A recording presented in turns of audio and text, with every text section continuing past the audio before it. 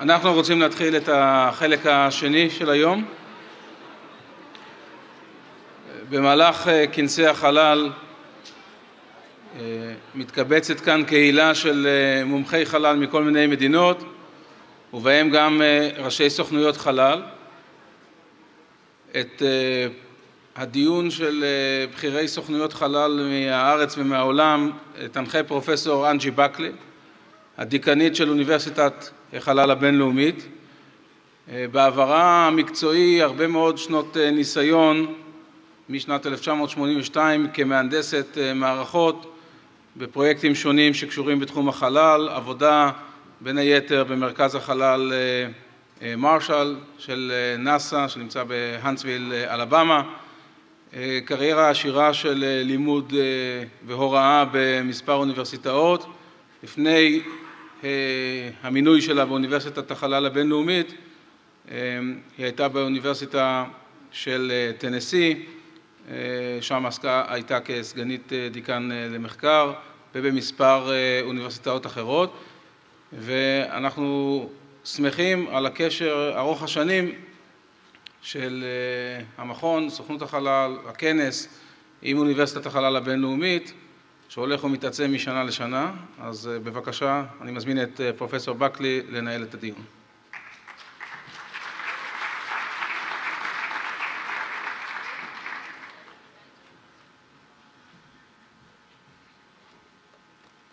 Well, good morning. It's my pleasure to be here to chair this panel. It's very exciting to see all of you, and particularly the students who are here with us today. I think it's very important that you participate and learn what you can from this experience. It really is my pleasure and honor to be here at this conference that's dedicated to the memory of Ilan Ramon and all of his accomplishments. February 1st, it'll be 11 years since the Columbia tragedy. And it's great that we are having this conference to honor Ilan's memory, his life, and the lives of his 6 colleagues. A lot has happened in the space world over the last 11 years. As you saw from the video, just the things that happened in 2013 were absolutely amazing. So what better way to honor Ilan and his crew is to look at the future of what might be possible through international cooperation in space exploration and exploitation. Earlier this month, representatives from 30 countries met in Washington, D.C. for the International Space Exploration Forum. This meeting underscored the importance of space exploration and its benefit to all the citizens of the world. The discussions highlighted many spaceflight achievements that would not have been possible without international cooperation. So the topics that we're going to address during this panel session today were among the key issues that were addressed during that forum. We're very privileged today to have 6 representatives from the World Space Agencies, including NASA, the Canadian Space Agency, the Israel Space Agency, the Italian Space Agency, the Mexican Space Agency, and the Norwegian Space Center. So what we're going to do now is I'm going to move straight into the panel. I'm going to introduce each panelist and ask him to come to the stage. I'll introduce him in alphabetical order because I couldn't think of a better way to do it. Then we'll pose questions to each individual panelist. There'll be a few open questions, and then if there's time, we can open the floor to questions if you have questions for these individuals. So let's move on with the introductions. First, I'd like to call to the stage Mr. Geir Hovmork from the Norwegian Space Center. Mr. Hovmork has been involved in space activities since 1981. He first served as a project engineer and project leader on various SATCOM projects in the Space Activity Division of the Royal Norwegian Council for Scientific and Industrial Research. When the Norwegian Space Center was established in 1987, he became head of the Space Transportation Section. In 1994, he was named the Director for Industrial Development, and in 2006, he was appointed as the Deputy Director General of the Norwegian Space Center. He represents Norway on various boards, including ESA Council and subcommittees. He holds a Master of Science in Electronic Engineering from the Technical University of Trondheim. Please welcome Mr. Geir Hovmork. Our next panelist is Mr. Menachem Kidron. So please come to the stage. Mr. Kidron has been the Director General of the Israel Space Agency since February of 2012. He has a long record of service with Rafael Limited, serving as Director General of the Space Systems Directorate, Executive Vice President and Director General of the Manners Technology Division, Head of the Manner Directorate, reporting directly to the Rafael CEO, Director of Propulsion Systems in the Manner Directorate, and Section Head of Research and Development for Propellants for Solid Rocket Motors, and an Engineer in R&D for Solid Rocket Motors. Mr. Kidron executed sabbaticals with Stanford University and the City University of New York, performing research in lightweight graphite structures and methods of coal gasification and liquefaction, respectively. Mr. Kidron earned his BS in Chemical Engineering from the Israel Institute of Technology, Technion. He graduated from the TIM Senior Management Program at Technion and earned certificates with the Ministry of Finance of Israel and the Tel Aviv University Faculty of Management Board Members Program. He's a member of several international organizations and serves on a number of committees on competence, competition, and excellence. Please welcome Mr. Kidron.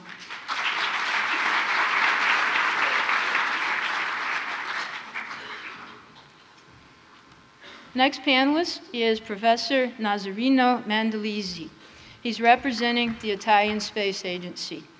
Professor Mandolisi has worked for 17 years as principal investigator of the consortium that built the low-frequency instrument, or the LFI, which together with the high-frequency instrument, or the HFI, was launched in May of 2009 on board an Ariane 5 rocket from French Guiana and will be used to map the cosmic background radiation. From 2005 to 2010, he was the director of the Italian Institute of Space Astrophysics and Cosmic Physics, the National Institute of Astrophysics in Bologna. Since October of 2010, he's been on the Planck IFI Principal Investigator and Coordinator of the National Institute of Astrophysics Technology Innovation Service in Bologna. Please welcome Professor Mandolisi.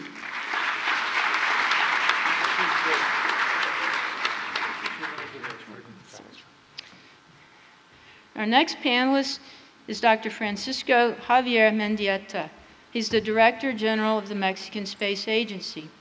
Dr. Mendieta earned an engineering degree from the National Autonomous University of Mexico and a master's and PhD in engineering at the National Superior School of Telecommunications in France, with the support of the National Council of Science and Technology and the French Ministry of Communications. He worked as a researcher at the Electrical Research Institute in Cuernavaca, Morelos, where he led diverse projects for the Federal Electricity Commission and Mexican enterprises in the field of telecommunications with dark fiber and instrumentation. Dr. Mendieta participated at the development in the development of automatic spatial experiments with the technology-based business in Ensenada, Baja California, where he developed telemetry modulation systems and optical communication systems for broadband access. He's won numerous awards for his work. He's a member of the Science and Space Technology Network, Vice President of the Mexican Society of Aerospace Science and Technology, a member of the IEEE Communication Society, the Mexican Optical Academy, and other prestigious organizations. On the 1st of November in 2011, he was named by President Felipe Calderón to be the Director General of the Mexican Space Agency. Please welcome Dr. Mendieta.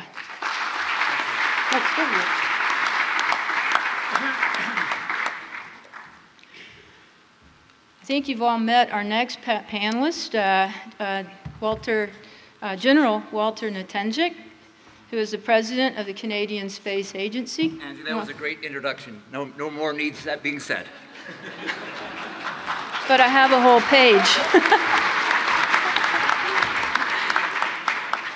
Well, sir, if you're okay with that, I do have a whole page. No, please.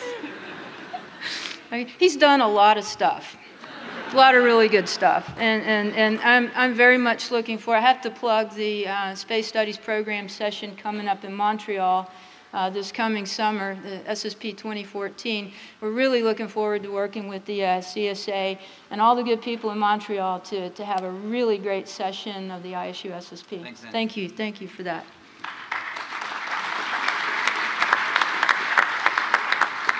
Our last panelist is General Mike Wally. He's the NASA General Counsel. He's a retired Marine Brigadier General, and he came to NASA in June of 2004 after a distinguished career of public service in the Marine Corps. Immediately prior to joining the NASA family, he served as Executive Director of the Marine Corps Scholarship Foundation, which is a nonprofit charity providing college scholarships.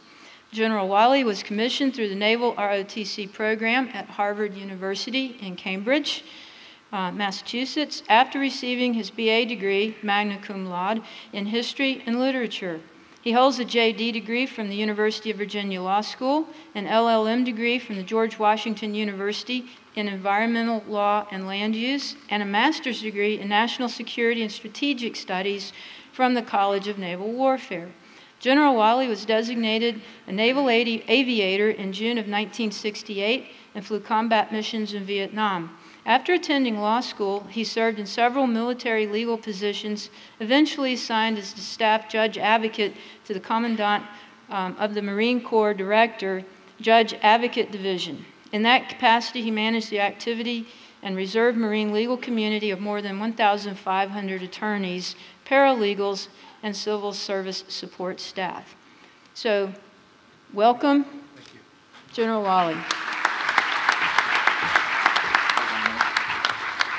So I'm going to take my seat over with the other panelists, and we'll get right into the Q&A.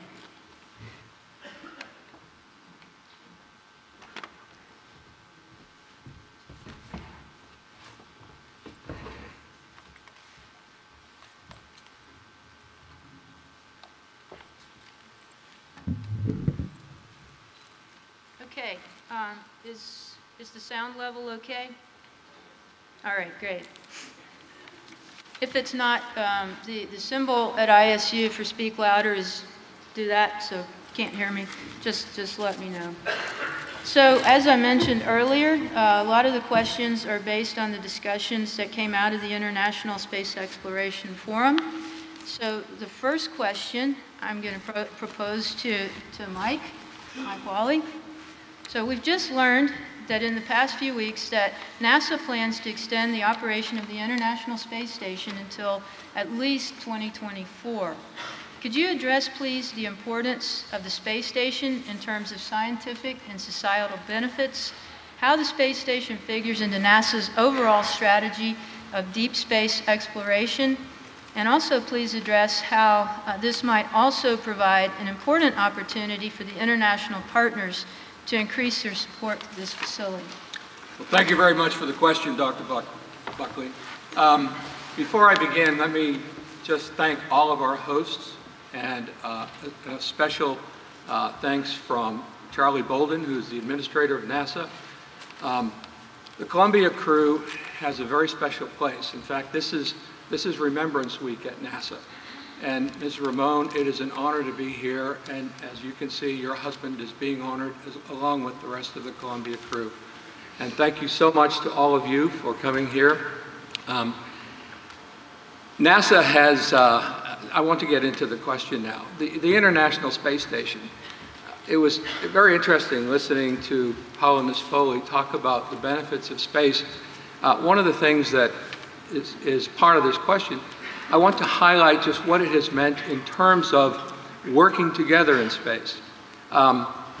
Space is for the benefit of all mankind.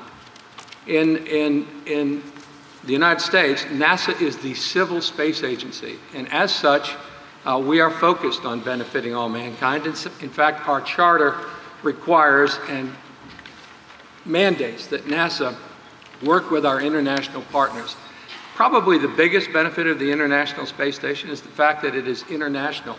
In spite of politics on Earth, we have ESA, JAXA, the Japanese Space Agency, European Space Agency, the Canadian Space Agency, the Russian Space Agency, all of the international partners on an orbiting laboratory 250 miles up above the Earth, doing amazing research.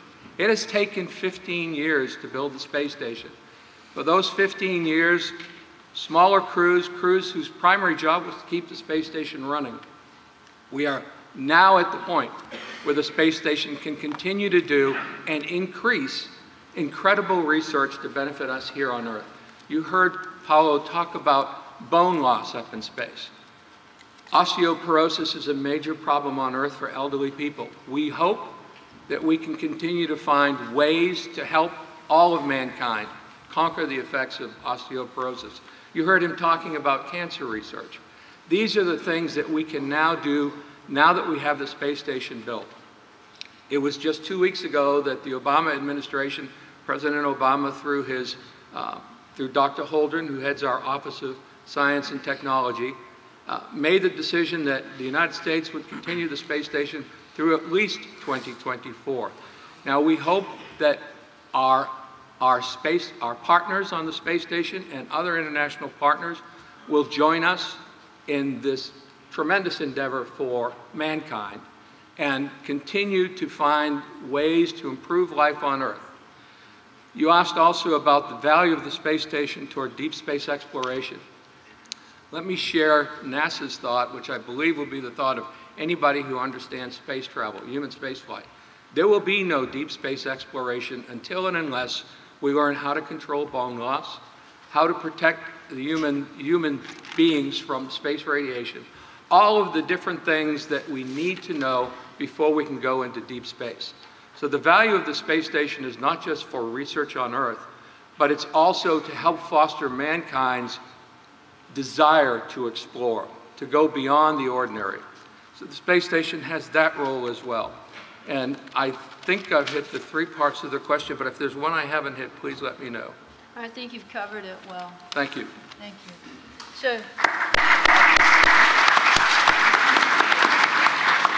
So I'm going to piggyback on your response and pose the following question to Dr. Mendieta, and then ask the other panel participants also for their views on this next question. So given the proposed extension of the International Space Station to at least 2024, do you believe that this should be used to ensure that non-partner nations, including China and India, be invited to utilize the facility for scientific research? Thank you for your question, Angie. And first of all, I want to thank all the hosts from the Israel government and companies. For the Mexican Space Agency, it's a pleasure to be participating in this conference and in this selected panel. Of course, the International Space Station is one of the greatest achievements of the mankind in all the history.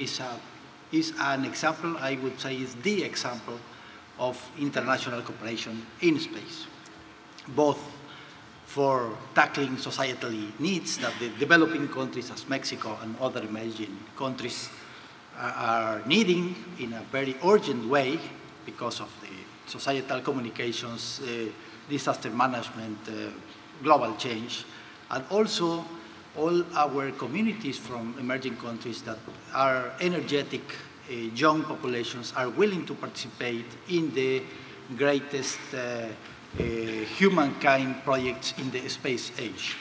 Of course, this is the International Space Station is a consortium of several nations, and they have the final decisions about the participations. But for developing countries and for non-partner countries, we will be more than happy to participate.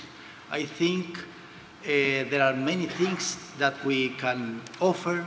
We are developing our programs of study, our research centers, and I am sure we can offer peer-to-peer collaboration, both in developing projects and defining future activities for the benefits of the mankind, and particularly for developing countries. The example of the network society are very clear. The collective intelligence that we can have by interacting developed countries and developing countries, emerging countries, are the way of selecting and preparing for the future on this space station, and of course in the mid-term and long-term future when other space stations will be flying around the Earth and beyond. Thank you. Would anyone else care to comment? Angie, can I just yeah. say, can you hear me in the back? From a Canadian perspective, I just wanted to say, first of all, how thrilled I am to be here as the new president of the Space Agency. Just been in the job 6 months. I'm here with a delegation of Canadian industry. Very proud when Paolo showed the scenes of the International Space Station, the Canadarm. We got McDonnell Detweiler Associates who built that, and also a number of other companies, Exact Earth and ABB Bowman, and again, a bunch of great folks. And the point I'd like to make is the power of the idea that my colleague just mentioned, and how quickly can we move those ideas from the space station here onto Earth, and so to get maximum benefit of those ideas. And to see that from a medical standpoint, but from all of the other sectors. I think that's absolutely vital, is this idea of the partnering and of the commercialization, and of the ideas of those young folks in the back rows up there. And I'm so thrilled to see you here, because that's where the new ideas just continue to grow and grow and grow. But how quickly can you get those ideas and concepts out there? And spinning much beyond the small group of space sciences into all the other sciences. I think that's the challenge for everybody in this room. And I couldn't agree more. Some of the research that's been done on the International Space Station has already given us potential opportunities to cure things like osteoporosis, but we've also learned a lot through neuroscience research about the brain, what happens to stroke patients, and a lot of the research that's been done on the ISS has been applied directly to help stroke patients, patients with imbalance disorders, things like that. So there's a lot of tangible benefits that we see every day, and I think people completely take for granted because they don't really realize how hard it was to get there and what's been done to get us to this point in developing our technology. So thank you for your answers. Anyone else want to comment? If not, I'm going to move to the next question. And I'm going to pose this to Mr. Kidon. And I really want to hear from all the other panelists on this particular question as well, because I think it's an important question and one that all governments are going to have to grapple with in the very near future. Remote sensing, especially through private enterprises and non-traditional players and nations, is becoming very, very, very much more sophisticated, higher resolution, the whole thing. Shutter control is likely to become much more harder to manage. Is this a worry for your government, and is there any solution except for unlimited access? Okay, first of all, I would like to welcome all of you here, all the panelists. Hopefully we'll have a very nice and interesting panel. And thank you, Angie, for moderating this wonderful meeting panel. To your question, first of all, let me say this is a tough one, really a tough one. It's a tough one. And since it's so tough one, I would like to give an answer as a private citizen of Israel and not as the head of an agency which handles civilian use. So yes, of course, it worries. It worries because the capabilities of the new observation systems and the performance is getting higher and higher. So high that the technology is so forward before everything. It gets to small companies, to large companies, to different countries, those that you can talk with, and then those that you cannot talk with. And you never know what's happening. So as far as I know, years ago, Israel had talks with the US in order to see what can be done in a kind of a treaty or an amendment in order to prevent those unnecessary, let's say, use of such observations on certain places. And there was, of course, an agreement. which ran all those years. That says something like that, I'm not quoting, but as far as I'm remembering, that there can be a use, of course, of observation, but distributing of such information can be done only if the performance of the results are not better than the free market use for civilians. And this is a kind of a control. It's very hard to make it happen because, first of all, it's done only with the Americans so far. And it was at least 10 years ago, maybe more than that. And at that time, the end of the 90s, most of the American companies has the leading capabilities at that time. But from then and now, of course, there is a growth of capabilities. We know of other countries, we know of other private sectors, commercialized, things like that, that have the capabilities. And the question is, of course, I'm worried as a person, as a citizen, because you never know who can do something with those results. Where does it go? Terrorism around the world is tremendous, expanding.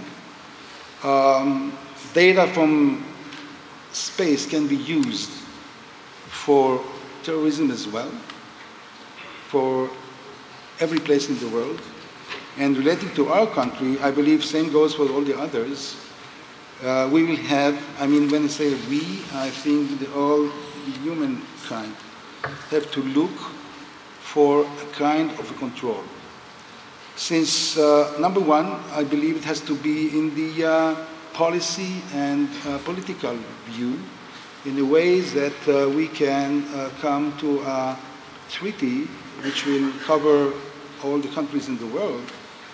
And it's not easy because this treaty, as I said before, technology is always faster than treaties and agreements, as we can understand. So the treaty has to be very innovative in the way that it has to look forward a decade or even more than that. At least this is the minimum that can be done. How we're going to control it later on, let's start with number one, and then we see what to do later. Okay. Thank you, Angie. You're welcome. Thank you for your answer. Professor Mandolisi? Yes, first of all, thank you very much for inviting me to this panel. It's a good opportunity to express my own opinion and the opinion of the Italian Space Agency. Of course, your question would have been very easy to answer if we were living in a world without borders. Unfortunately, as my colleague is saying, there are borders, there are security problems, and all this makes the entire matter very difficult to treat. We cannot, I'm convinced and I agree, fully agree that we cannot solve this problem with treaties.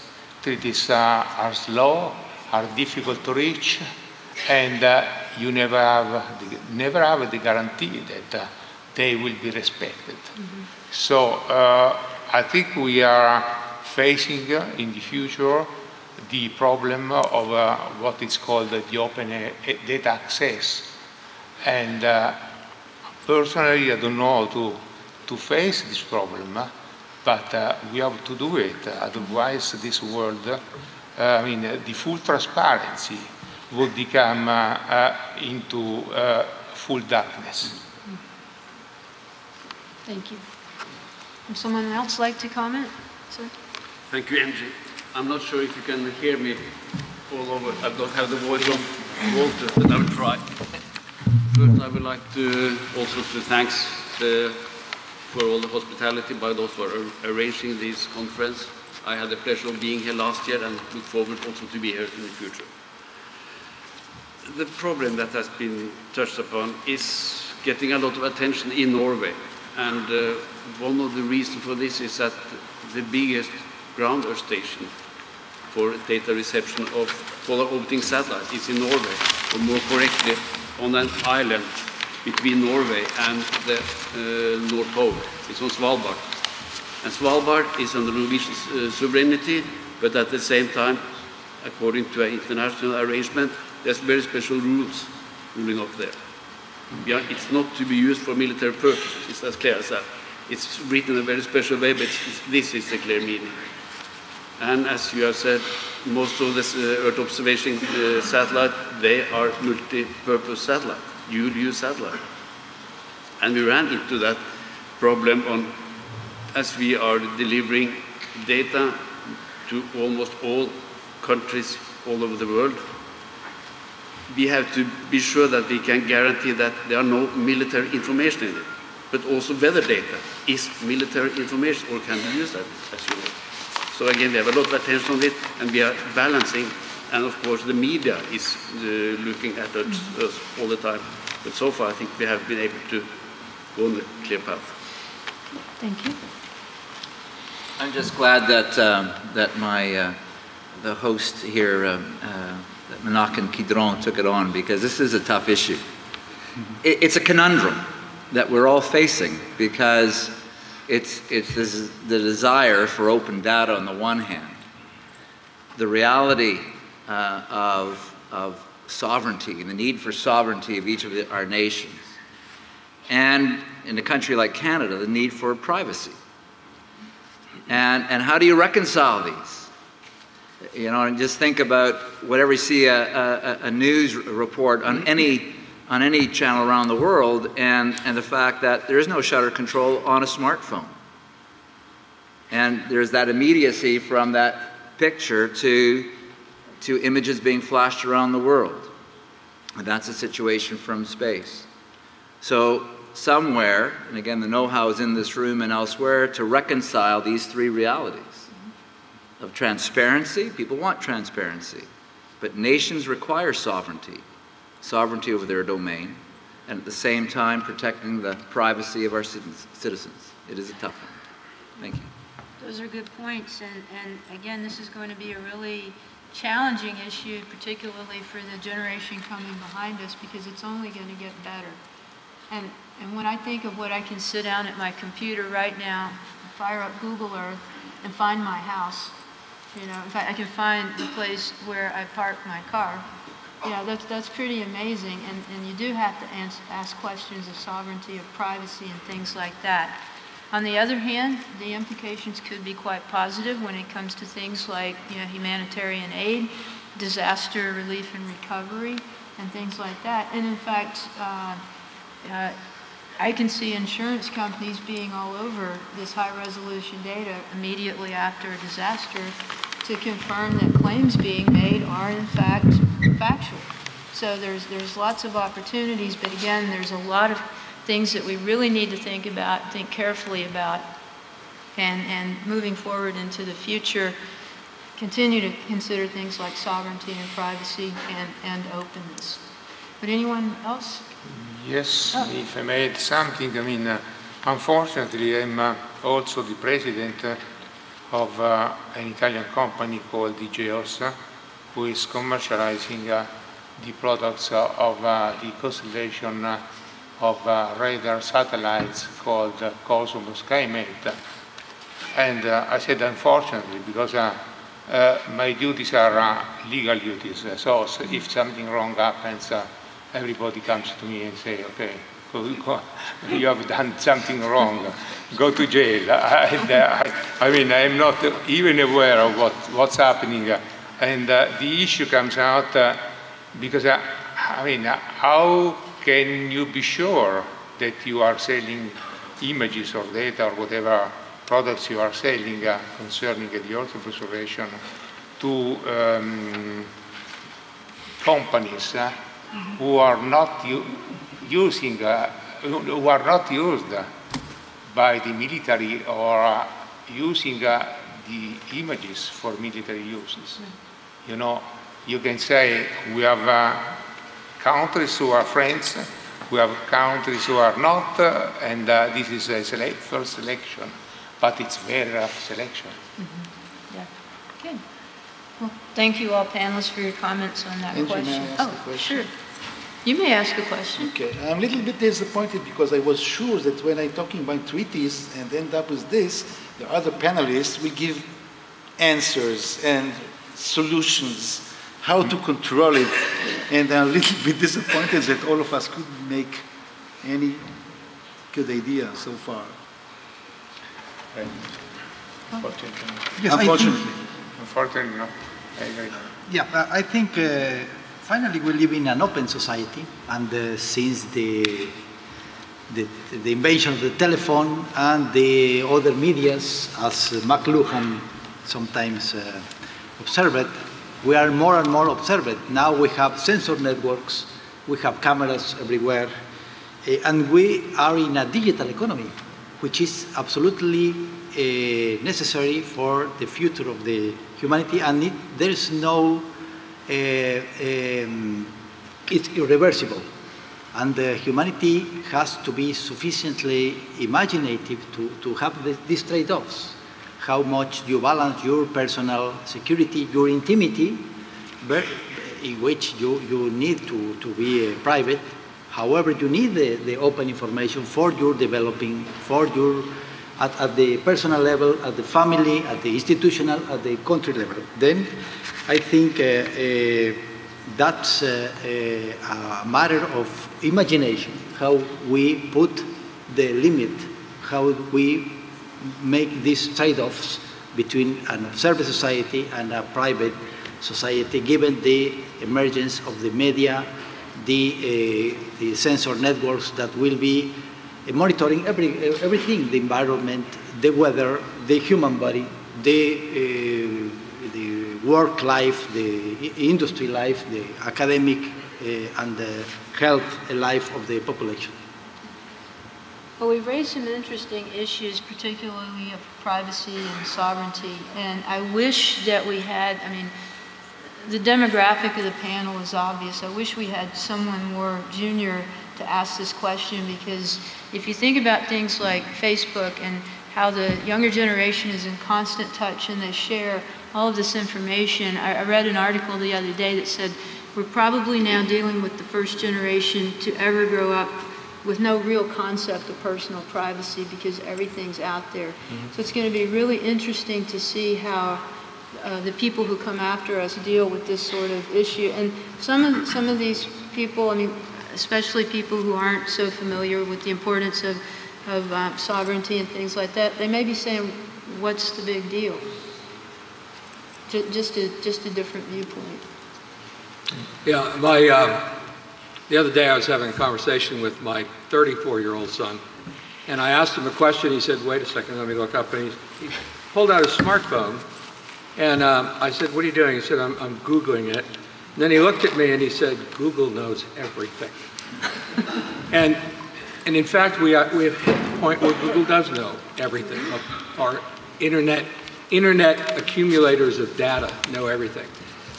I'm sort of torn between this because on the one hand, there is so much data. There's a certain amount of anonymity that comes to the individual, unless you're targeted, and then it's a different story. On the other hand, it's very disconcerting to think that the average, I believe the number is 214. The average person walking around the streets of D.C., Washington, D.C., is on camera 214 times a day. That doesn't count what anybody is doing on their cell phone. And you were talking about the open society that we have, and there's no shutter aperture closing for everybody's cell phone. Anonymity and privacy have to a great extent been lost. But to get to the policy questions, we do have COPUS, the United Nations Committee on the Peaceful Uses of Outer Space. And that's one way to start toward a treaty, but as those of us who've been around longer than a decade know, treaties are hard. They're very, very hard. They have to be extraordinarily precise in their language. In my country, they have to not just be passed by not just be accepted by our Ministry of State, our Department of State, or the administration. It has to pass through the Senate. We've had treaties that a number of countries have signed that have languished for decades in our Senate. And I don't know about the procedures in the other countries, but I'm sure they're, if not the same, they're quite similar. So treaties, I once heard that the only reason you put locks on doors is to keep the honest people out. I think treaties, to some extent, are the same way. Oh, I'm sorry. Can everybody hear me? Yeah, okay. I think treaties are to some extent the same way. For those of us who believe in the rule of law and who believe in sovereignty and the value of privacy, a treaty would be very good. But unfortunately, that's not a sentiment shared by every nation or every individual. I think, I mean, after Paolo Nespoli, I cannot avoid to quote even Galileo Galilei. Apparently, this is a sentence attributed to him. He was saying, la scienza va cercando non il beneficio, I'll translate with my English. I'm looking for the true science, not for my personal benefit.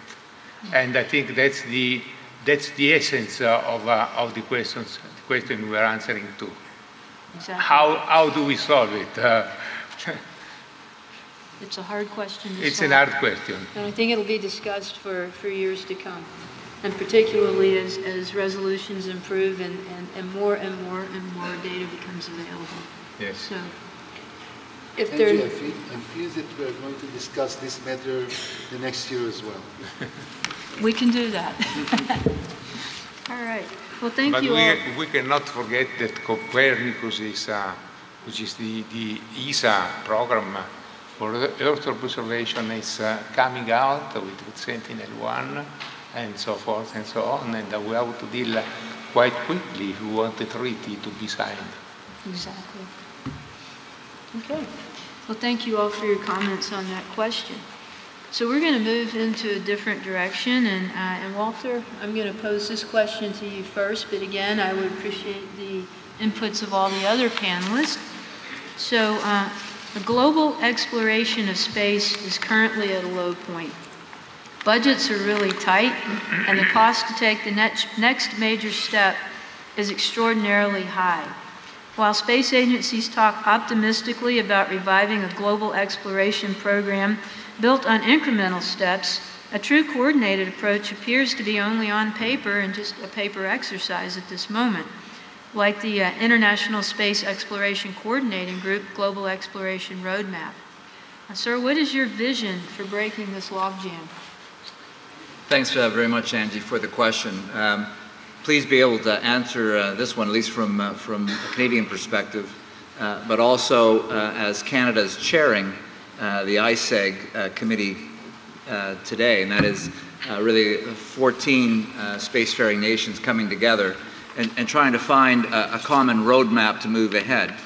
And this has been ongoing quite successfully for quite some time, and that community of 14 countries has agreed that they need to continue on space exploration towards the ultimate goal, at least in the foreseeable future, to Mars, and with a number of steps along the way. And as we heard a number of times today, how important our learning of our own human sciences on the International Space Station is a critical step along that path.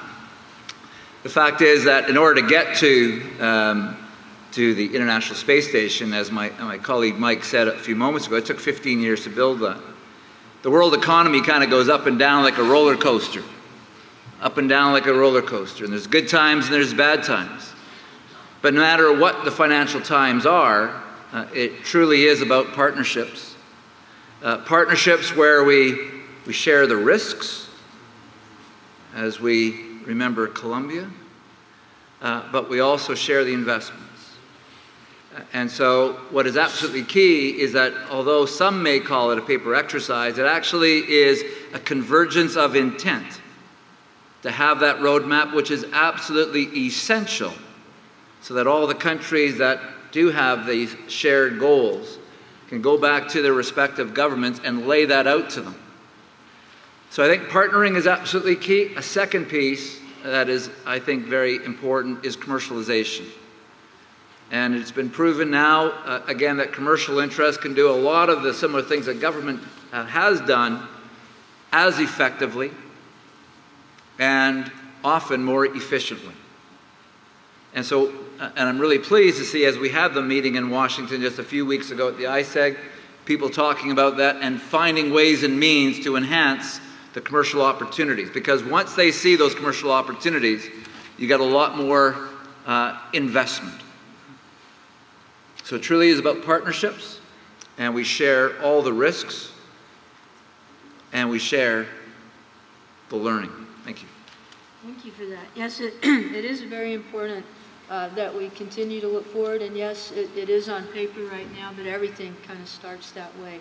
And we at ISU think this is very, very important, and we plan to convene a special theme day during our session this summer to address this roadmap and share it with our students, get their inputs on it. I think it's important to continue the exercise and work towards that ultimate goal. Would any of you other gentlemen care to comment? Yes, sir. Maybe some few words. I agree with what Walter said, and I think that... Microphone? Yes. In space as well as in space exploration, there are big and there are smaller nations, but in space all nations are in fact small. And I'm glad that most of also the bigger nations accept this and see that we need partnership program, but we also need programs of the kind that those who are involved, and I hope that as many as possible can be involved, also have so vital parts, so that they are, everybody is in some certain way dependent on the others. This is necessary to get a sound cooperation and willingness for also the smaller to take part in this. In Washington, there was also mentioned from time to time what has happened in Europe with ESA, European Space Agency. European Space Agency has worked in most areas fantastic, both for the bigger as well as the smaller nations of Europe and some associated states outside. And as it was mentioned, I don't think the idea was that bad if we tried to look at some international structure following a little bit the same lines. That could be a step forward. It has been mentioned, but they need somebody to go forward in front of this. And there I call upon the bigger delegations. Thank you. Okay, thank you for your remarks. Anyone else? Okay, well, thank you for that. So I'm going to skip ahead and go back to you, Mr. Wally, because this question kind of relates to the question we were just discussing. We've heard that NASA's overall efforts to identify, study, and explore an asteroid, we've heard that recently. So why has NASA chosen this strategy, and what's the status of the mission development, and how is NASA incorporating public participation into these efforts? And are there any plans to include any international partners?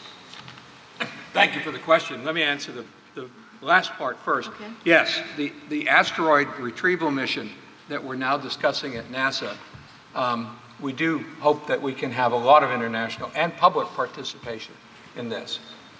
In fact, in 2013, I believe in June, we launched the Asteroid Grand Challenge, looking for input from the public and from our international partners. So in that respect, it's something we want to do. Let me double back a little bit and talk about commercializing space. NASA is the civilian space agency, and then of course in many countries there's also, in addition to a civilian space agency, there's military space. But NASA's organic legislation, the 1958 Space Act, specifically said that NASA was to be dedicated to the peaceful uses of outer space, in conformance with the treaties. It also said that NASA's job is to help facilitate the commercialization of space.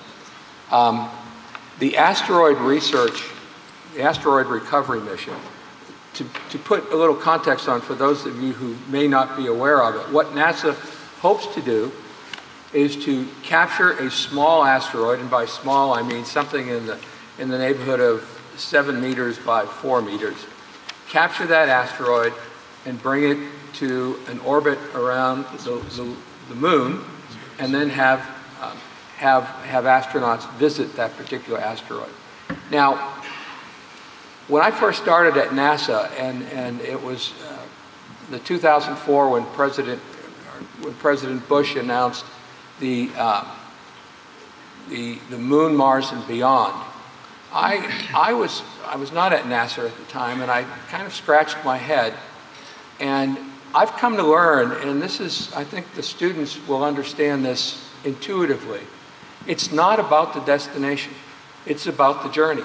It's about what you learn on the journey. As Paolo said, they have learned so much on the International Space Station. There have been so many spin-offs. There have been so many things that we didn't know what we didn't know, but we're now finding it out. What we hope to do with this asteroid research, asteroid recovery mission, is to do things like how do you help foster planetary protection? Well, can you capture an asteroid? Can you alter its flight path? What kind of communications do you need? What kind of mechanism do you need to capture an asteroid? Is it the same kind of mechanism you might use to remove a lot of space debris? And orbital debris, I know, is a problem for the entire world. If you look at low Earth orbit and you look at the number of things that are floating around up there, they do have to move the International Space Station every once in a while, and by that I mean bi-weekly or monthly, to avoid orbital debris. It is a real problem. As someone said, launching satellites without an orbital debris plan is like driving a car with no brakes. It's just something you don't want to do. So we are getting more responsible in all the countries, responsible and responsive to that question. What we have done to foster commercial space, 9 years ago, when Michael Griffin became the administrator of NASA, he set aside $500 million and said, I want to develop a commercial system that can take cargo to and from the space station. We had that program, it was called the Commercial Orbital Transportation System. We have two companies now, SpaceX and Orbital Sciences, both of whom have successfully delivered cargo to the space station, and SpaceX has brought cargo back as well. We are now in the process of trying to do the same thing for commercial crew, so that access to space can be improved and made reasonable for all countries. And it may be several more years before we get to that point, but we're starting. And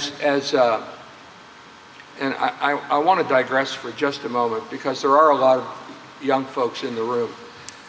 Some 35 years ago, I walked out of a theater having just seen Star Wars and thought it will never be the same again. Because I grew up in a generation, as did everybody here, where space was, when they landed on the moon, that was, oh my God, this is unbelievable.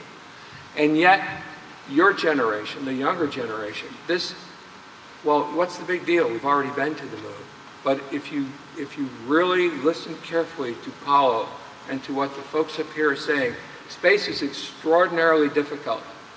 But the rewards of making the effort, the rewards of making the journey, we don't know what they'll be, but I know this, as a history major, I know that every nation that has dared to explore, that has taken giant strides, in the final analysis has really profited from it, as have their citizens. And since space is the commons of all mankind, we truly believe that, that going to space and making those efforts and learning those things about how to tackle difficult problems will benefit all of us here on Earth.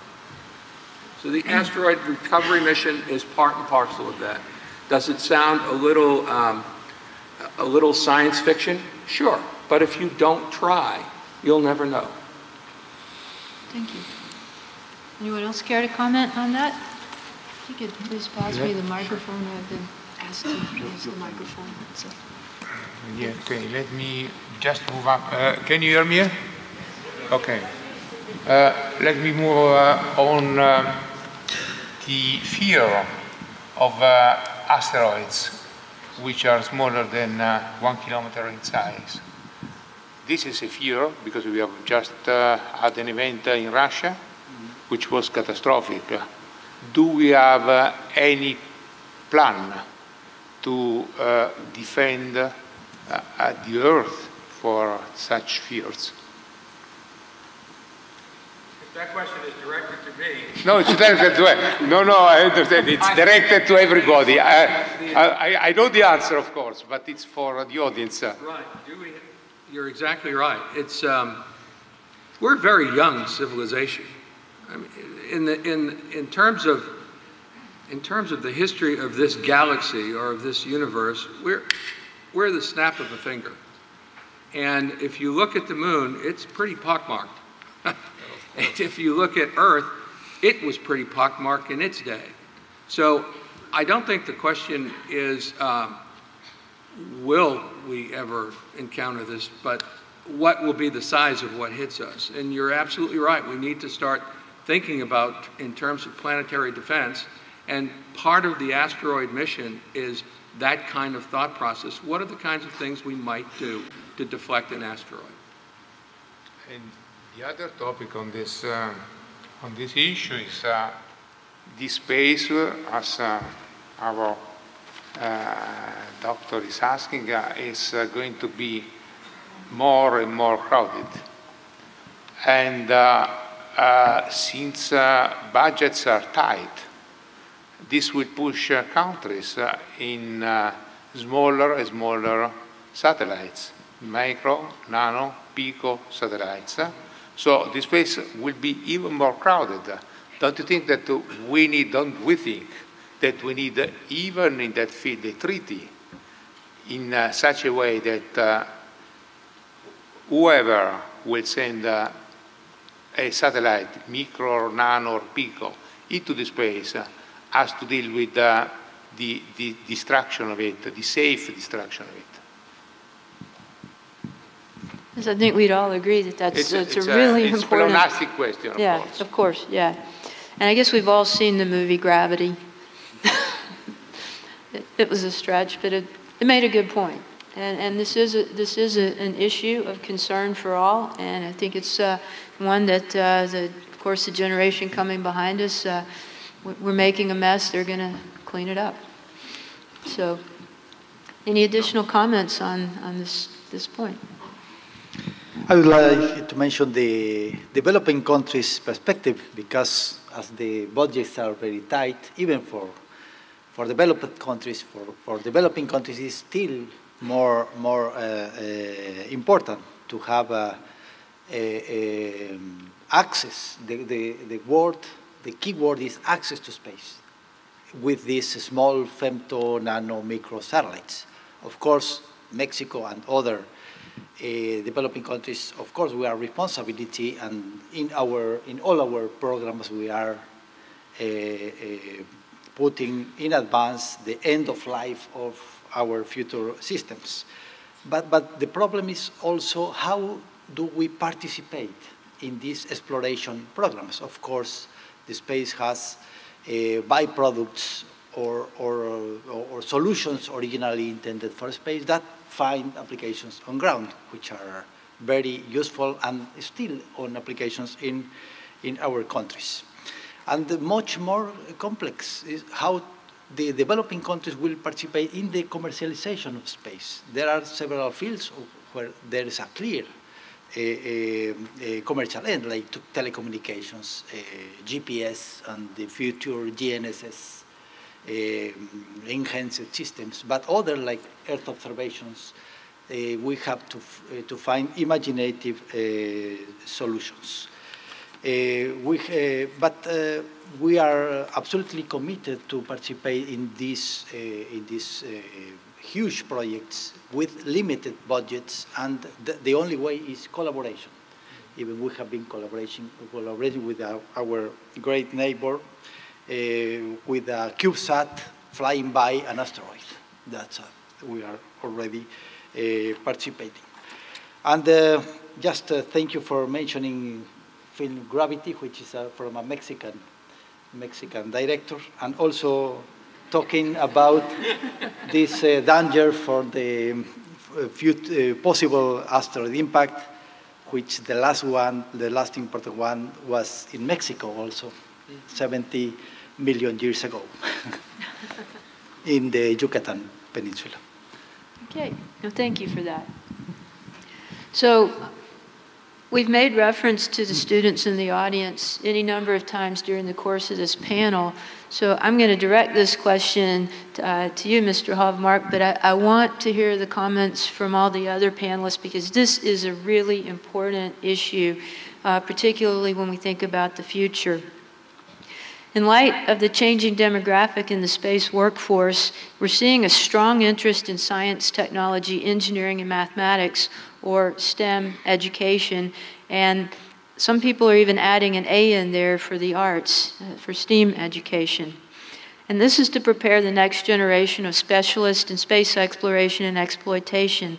So I'd like to know from each of you, what is your agency doing to ensure that quality STEM education programs are available and accessible in your country? So let's start with you, Geir. Thank you. First, our Space Center is not an education institution. We have very few teachers there. We have some professors, I must admit. But I think how it started with space or space-related education in Norway, it started up north. We were running a rocket range called Andøya Rocket Range, used for sounding rocket and auroral exploration. And during a campaign, a sounding rocket campaign that could last for weeks or months, and also between the campaigns, you had a lot of technicians, scientists sitting there, waiting for the right time to launch. So we established at the rocket range an entity called NAROM. For those of you who are interested in space education, you can look it up. NAROM stands for Norwegian Center for Space-Related Education. It is November Alpha Romeo Oscar Mike.no for Norway. You can find it on the web. And this is today as a separate entity supported by the Space Center. It started with the small classes for what you call junior high and high school students. We were not only having courses there for students, but also for teachers, so that teachers could learn space-related activity and bring it to the various schools around and universities around in Norway. We established a yearly European space camp for 17 to 20 years old students, together with foreign institutes as well as European Space Agency. But this is not a European, this is for worldwide students. We have, together with Canada, activity called Kano Rock, which is rocket campaigns. Up there we are inviting, together with the universities of Norway and Canada, I think it's 2 times a year, 10 students launching their own small payload. It's not into orbit, but they're building the payloads, launching it, and learning most sides of space activity.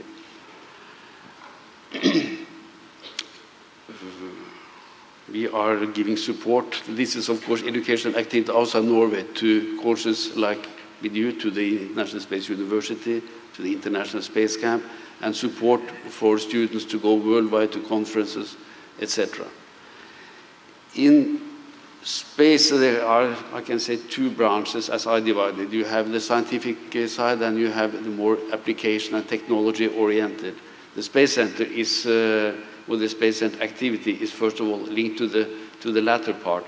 Though we are, through ESA, participating in the joint scientific project, so during a program of ESA, together with the university, we bring them in both so they can influence together with us on the choices of ESA, and as well prepare when the missions are adopted and planned and ongoing, we can prepare our universities to do as much good science together with this. Okay, I think I'll stop there. Let the others. Well, thank you. It sounds like a good combination of providing opportunity and learning by doing.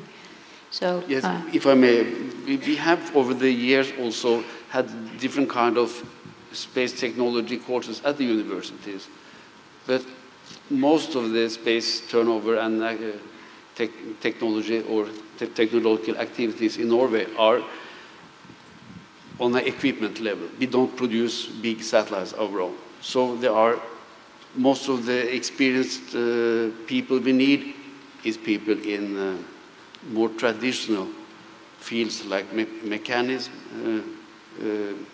in electronics, and most of those who are working today in the space companies did get the space qualification afterwards. They got a feeling of what space might be at the university, but the real qualification and the further on education came in the companies. And together with the Space Industry Organization of Norway, this spring we will take a look back. How did this really work? Do we have the expertise we need? So we will do a survey and see what was good, what was bad, and maybe we should go a second round together with the university to see how we can prepare them better. Okay. All inputs on this I'm happy to receive, of course. Thank you. Okay. All right, thank you for your comments. Mr. Kidron, could you speak to efforts in Israel towards STEM education? Thank you. Thank you for this question. I have a lot to say. I'll pick up the words. As an agency which we are part of the Ministry of Science, Technology and Space and part of the government, this question is very important, of course.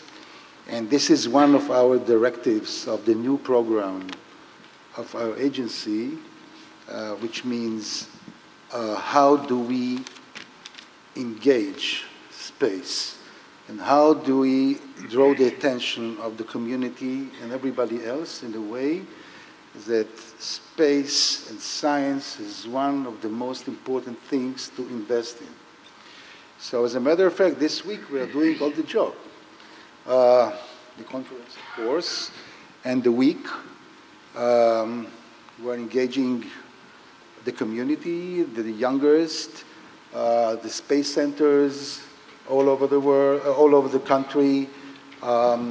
We have been going for collaboration with the Ministry of Education in the ways that we are going to establish, and it's going to take some time, of course, but we are going to establish together with the Ministry of Education a multi-year program in a way that science, and specifically space, is going to be one of the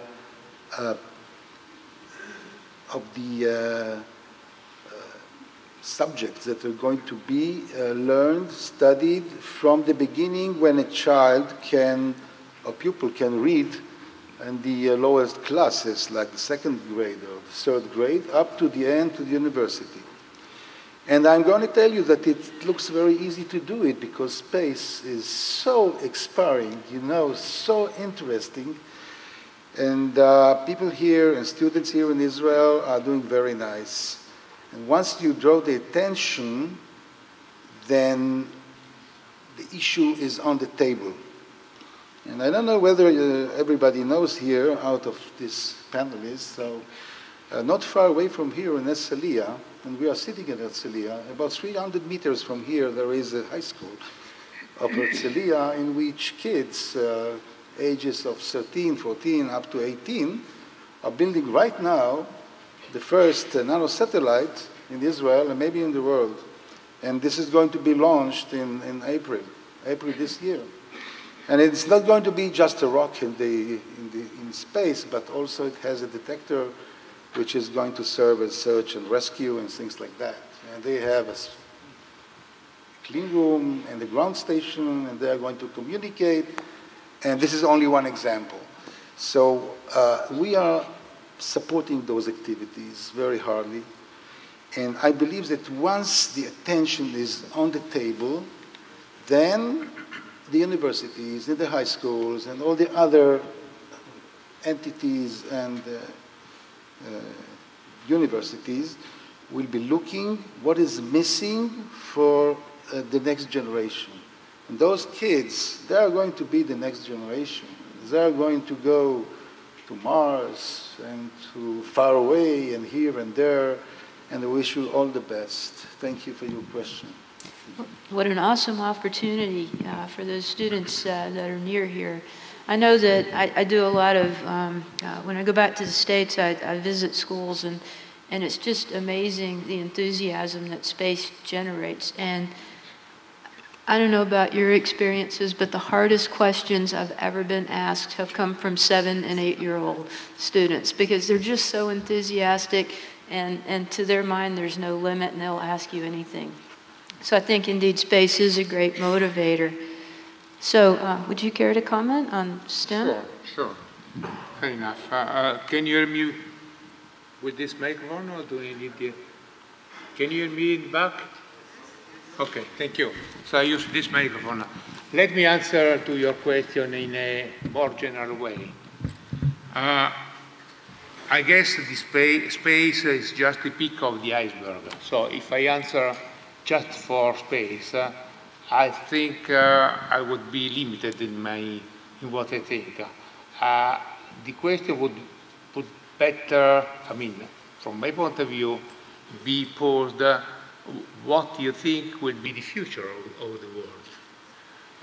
Just to take the example that Paolo Nespoli was making this morning, I think in the future, only Ferrari will be manufactured by handmade, by people.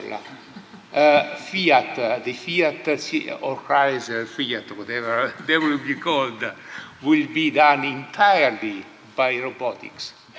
So what we need, I think in the future we will need less and less and less of people working with their hands.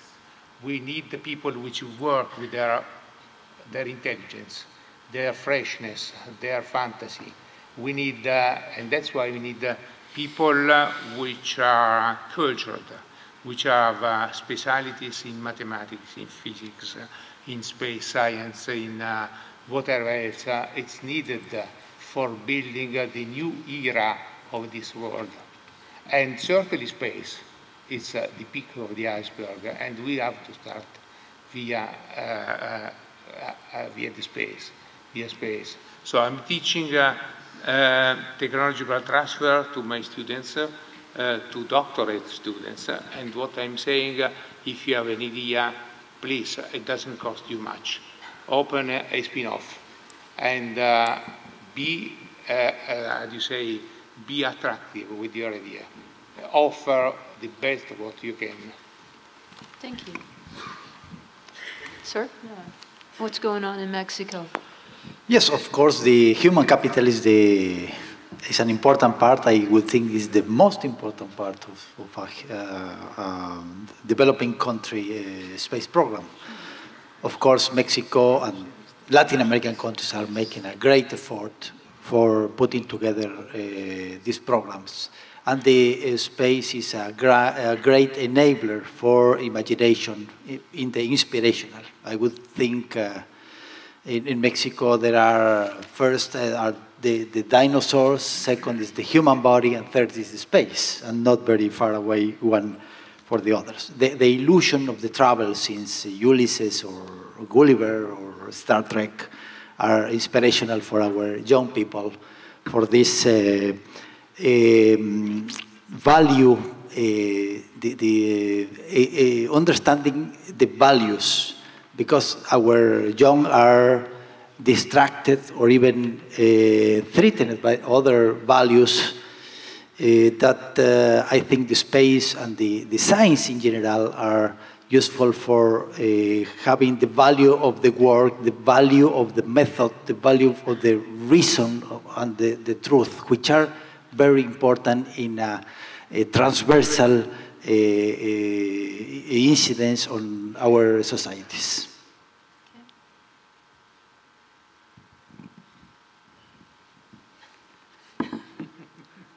I get in a lot of trouble if I use that microphone. Some of you know I'm pretty much a newcomer to the space business. I remember walking into a building in Ottawa, and I'd walked into the same building about a year before and went up to the same security guard. I gave him my military ID. He looked at the ID, logged me in, and then kind of looked away. Walked in that same building a little while ago to the same security guard, gave him my space ID card. He looks at it and goes, "Cool." Space is cool.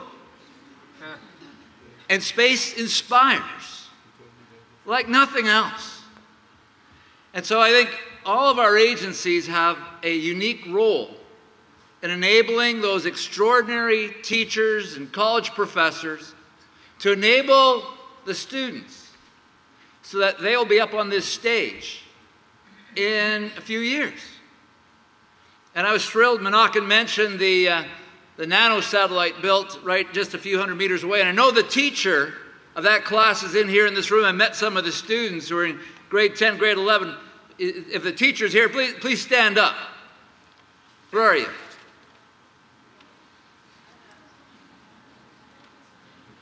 Even if she's not here, let's give her a round of applause. They're here.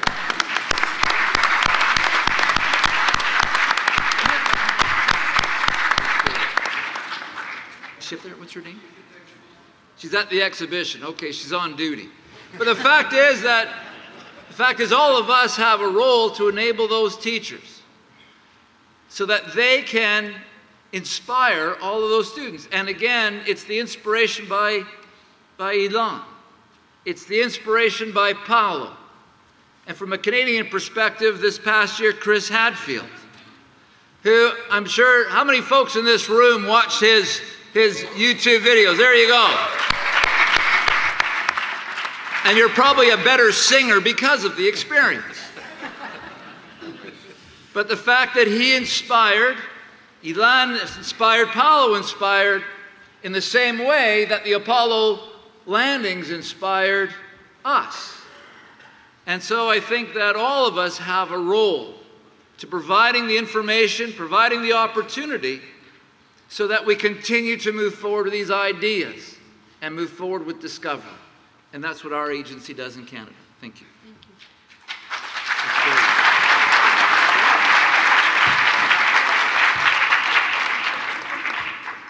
you. NASA has spent an awful lot of effort and a lot of time, and all worthwhile, because from our perspective, the future starts tomorrow. The future starts with the youngsters who are going to be the leaders of tomorrow. If you go on the NASA website, there's a spot particularly for young people. There are tons of things that we have for young people, that we do for young people, everything from astronaut visits to school to downlinks from the ISS. And I'm happy to say, sir, that we have 194 schools in Israel that are part of the Globe program. That is a great program for youngsters to learn about space. And that's a program that we try and help as many countries as possible put in place. Every one of the folks at NASA, certainly all the astronauts, but frankly, all of us in senior positions are expected to go out and talk to schools and inspire youngsters, and I couldn't agree with you more. The most difficult questions, and first of all, I'm not a propeller head, so most questions are difficult for me. The most difficult questions I've had are from 7th and 8th graders who have really thought through, well, why don't you do it this way? And sometimes it literally sets you back on your heels to see the thought process that you're inspiring by space. Space is cool. Space is inspirational. Space is something that can and will benefit everybody. And science, technology, engineering, math, and you talked about arts as well. Those of you who've looked at pictures from the Hubble Space Telescope, they could hang in any art museum in the world and be admired for their sheer beauty, the beauty of the universe. In about 4 years, we'll launch the James Webb Space Telescope. It is 100 times more powerful than the Hubble. I don't know what we'll learn from it, but I honestly believe that 10 years after we launch it, we will look back and say, how could we possibly have believed what we believed in 2013, now that we've seen what we're seeing from James Webb? And these are things we share with the world. We share with all of our international partners and all of the world, to inspire, to look beyond, to take the human condition and make it as inspirational and as good as possible. So NASA's dedication to public outreach, we dedicate 1% of every space mission is dedicated to public outreach and STEM. We have an education directorate at NASA that has a significant budget to, again, put up these websites, put up this outreach, because we recognize that, A, we're an aging workforce in the space industry, And we need to get young blood in there and young ideas and creative ideas. I am positive that every one of the students that build that nanosatellite, first of all, the ones who aren't involved wish they were. The ones who are building it will never, ever be the same again, because they will have done something that transcends just their presence on Earth. It's something that will be out in the cosmos. How cool is that? So yes, education, outreach, it's incredibly important for our future of mankind.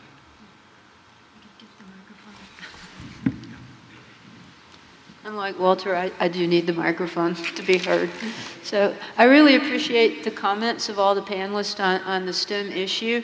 I think it's hugely important, but one thing I'd like for all of us to think about, if you look at the panelists, with one exception, they're all men.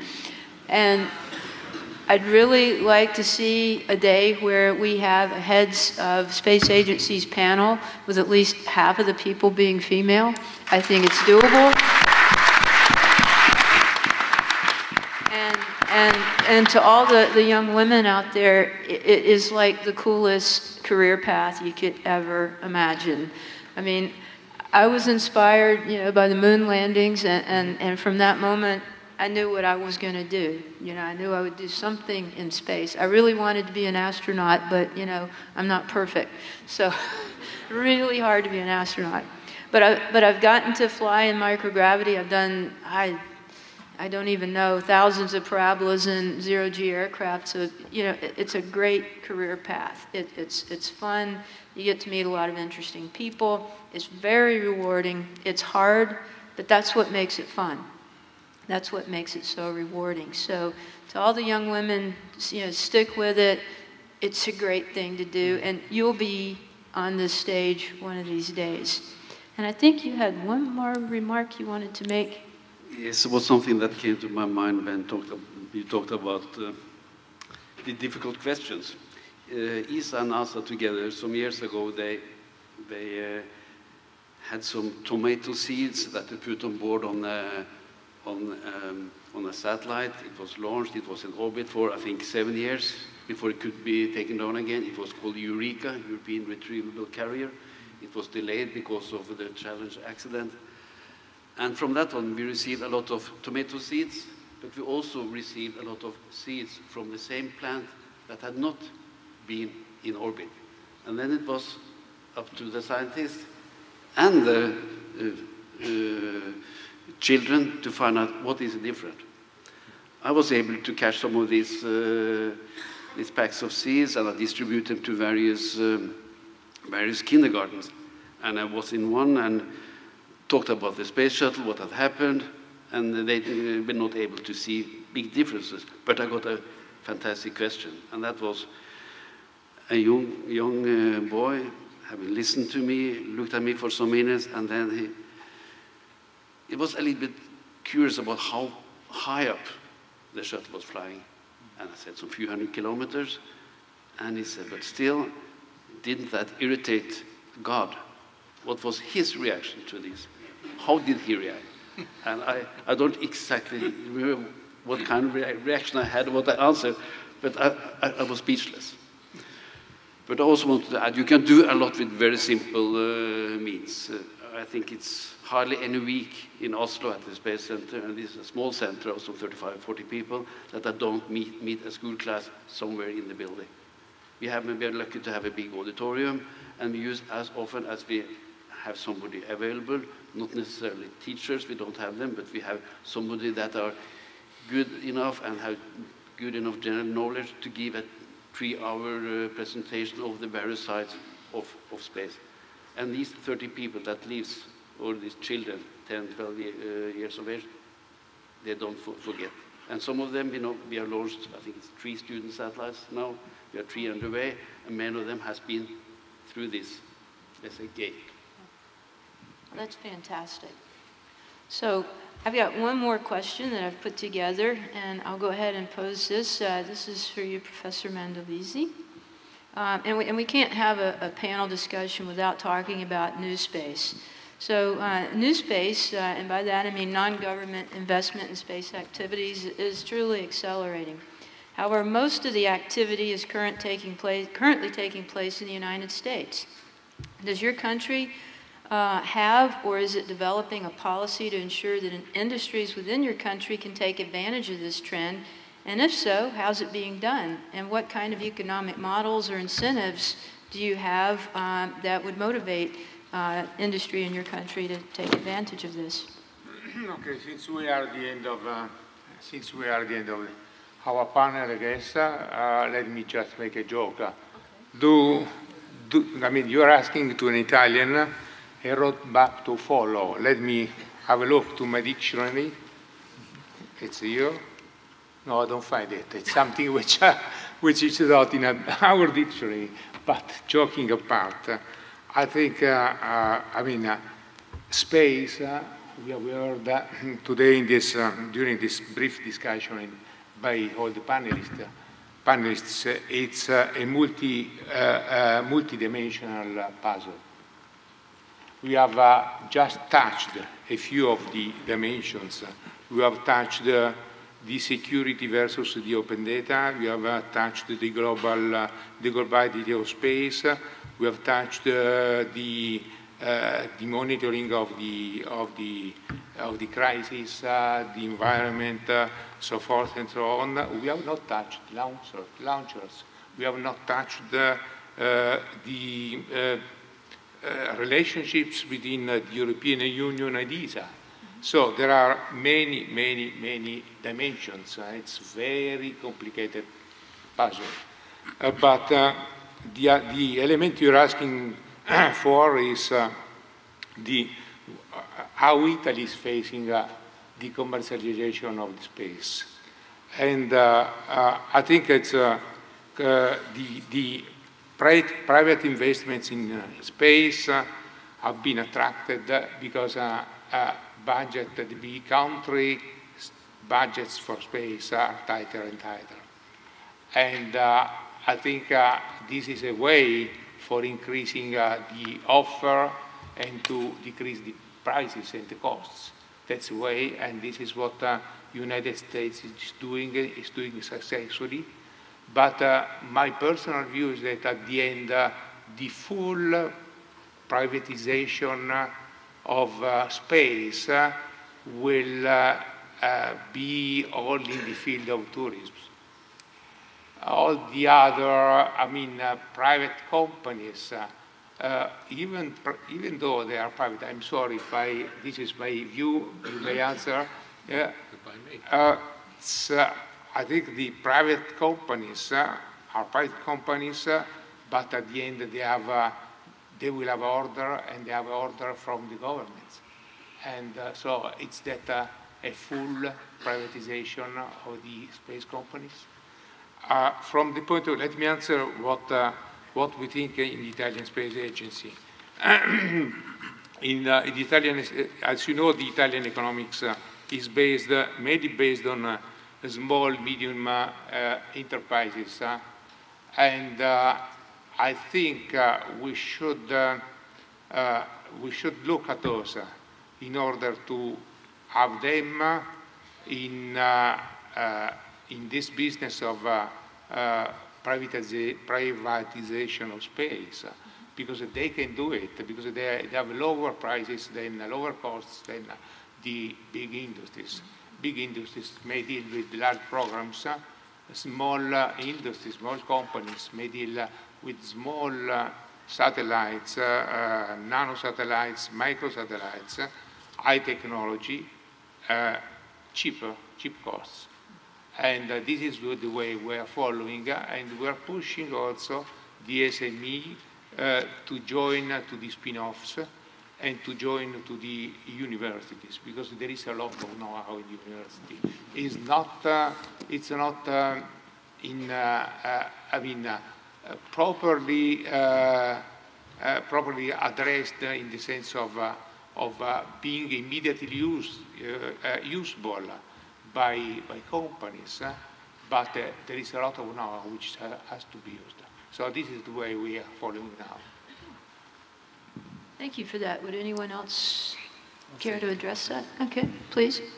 I guess it would be my assessment that whenever there is an endeavor that is high risk, the only entity that can assume that kind of a risk is government. And so, you know, from a Canadian standpoint, we were the third country to launch a satellite back in '62 with the Alouette program, and we created a crown corporation called Telesat to provide communications across the vastness of Canada. You've got to keep in mind, Canada is the second largest country in the world with the longest coastline in the world. You know, and from Toronto to the northern tip of Canada is about 4,500 kilometers. Actually, London is closer to Toronto than the northern tip of Canada. And so the need for space is a reality. But over time, as the risks came down, there was no need for government to continue on with communications. So we totally privatized Telesat. Now it's the fourth largest communications or satellite communications company in the world. And there is no subsidies at all going into an outfit like Telesat. And you kind of see that government in every way, like an exploration, we lead. Governments lead.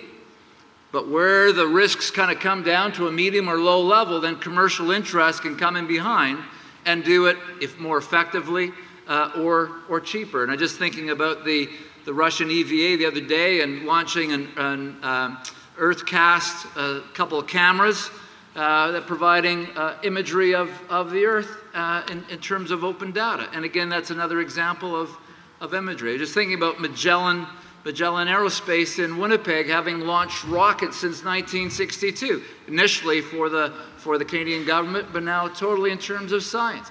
It's the reality that all of us representing space agencies, we're at the leading edge.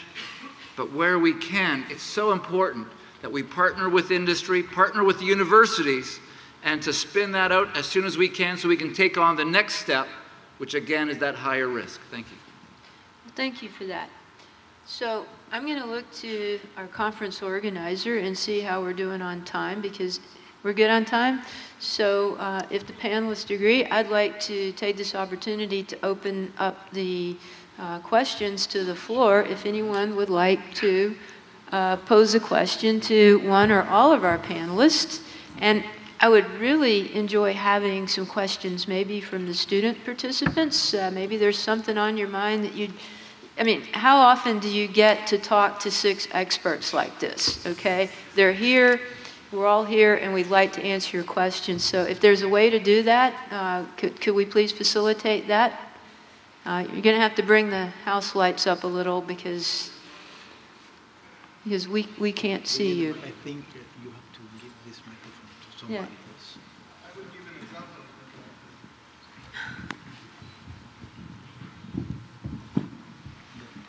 We have microphones on the side, so each of you that would like to ask a question are invited to do so. I will take the opportunity to ask the honorable panelists the questions. Talking about education, we have wonderful young generation in Israel, and I believe that in your country you have also very young and talented and very ambitious young generation. If we have teachers, the right teachers, there is no problem to inspire young people to go for science and technology, and especially for space. But when all the governments around the world are cutting budget, and we find the very high unemployment rate, especially between the young generation, what do your agency do, and your government do or should do in order to secure that these young people, after graduate and finish their study, will have jobs? Okay, who would like to tackle that one? I think it goes back again to the idea of commercialization, that when you have a vibrant industry, they will hire, and they need to hire the brightest, the most capable, those with the passion, and maintain leading edge, because it's about a global market. It is a global market place. And so our role is to enable all of the Canadian industries so that they are competitive, and at the same time that they team up with their international partners to continue to push the bounds. And when they do that, they continue to bring in all those bright folks off the road. as opposed to creating a larger government. It's important to have a larger and healthier commercial interest. That would be my feedback on that. Okay, I've been asked to repeat the question. And I think in summary, the question was, we've been talking about education and everything, but in times of reducing budgets and harder and harder to find money to do these things, how do the agencies ensure that there is future employment for the next generation, if I captured that right? So, if I may, yes. The Italian Space Agency has never, despite the cut in the budget, has never cut the support to the universities and to the research centers for supporting fellowships and other kind of support. So young people are always have not to suffer for this economical crisis, which is investing all the countries and space in particular. NASA's unfortunately had the misfortune of having fits and starts. Right now we're without a space shuttle. We're trying very hard to get a commercial company or companies that will develop commercial crew transportation. Part of the problem of having fits and starts is that right now there's commercial space. And we do have a lot of commercial space, but you've used, Dr. Buckley, you've used the term exploitation of space. That's a different, I think there's a different focus between commercialization, which is really the utilization of space right now by satellites for telecommunications, for Earth observation. And the second thing, which is exploitation, where now we're talking about property rights in space, now we're talking about commercial ventures trying to find a way to, quote, exploit space. Totally different thing. If we can get to that point, there will be a definite career path for anybody who wants to be a scientist, technologist, engineer. We're not there yet. And so we had, after the Apollo era, we had a very steep decline in our workforce at NASA. We lost a great number of very talented people. We had to build that back up with the space shuttle program. When the last space shuttle retired 2 years ago, we once again had a great decrement in the contractor workforce, not so much in the civil service workforce, but in the contractor workforce. And as my father told me a long time ago, it doesn't matter what you're talking about money. And it's nice to hear that you have never reduced your budget for the academic for academic and research.